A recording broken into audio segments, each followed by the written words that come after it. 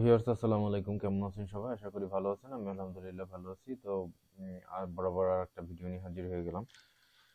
তো আপনারা জানেন সবাই যে বাংলাদেশ ব্যাংকের অধীনস্থ বা বাংলাদেশে যতগুলো সরকারি ব্যাংক আছে সেগুলো সহ ২টা আর্থিক প্রতিষ্ঠানে হচ্ছে ১৫০০ প্লাস হচ্ছে সিনিয়র অফিসার নিবে।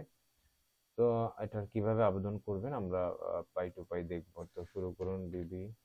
প্রথমে বিবি রিকোয়ারমেন্ট লিখবেন, দেন প্রথমে যে লিঙ্কটা আসবে আমরা এটা ক্লিক করব। এরকম একটা পেজ শো করবে।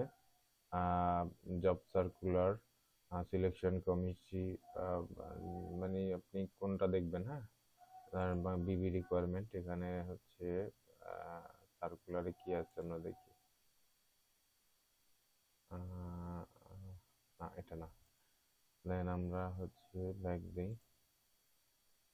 ব্যাংকার selection committee, apply for senior officer. হ্যাঁ, এখানে আমরা দেখব পদের নাম হচ্ছে সিনিয়র অফিসার।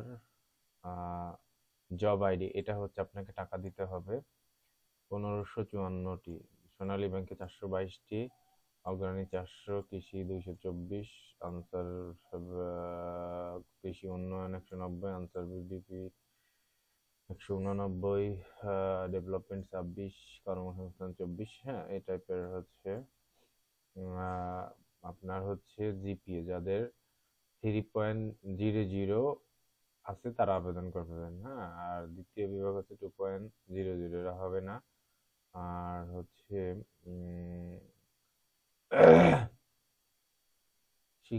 মাধ্যমিক দুইটাতে আপনার ন্যূনতম ফার্স্ট ক্লাস থাকতে হবে। দুইটাতে ফার্স্ট ক্লাস থাকলে আপনি আবেদন করতে পারবেন। আবেদন ফি কেটে দিতে হবে 200 টাকা করে।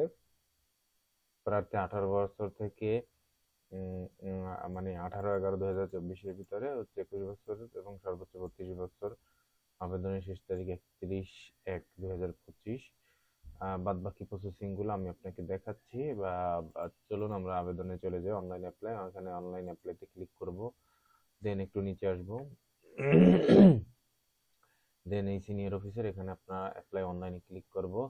এরকম একটা পেজ আমাদের শো করবে। হ্যাঁ, এরকম একটা পেজ শো করলে আপনার যদি এখানে একবার আইডি করলে দেন এটা স্থায়ীভাবে আপনাকে একটা সিভি জব আইডি দিবে, ওটা 10 ডিজিট অথবা সামথিং 12 ডিজিট এরকম।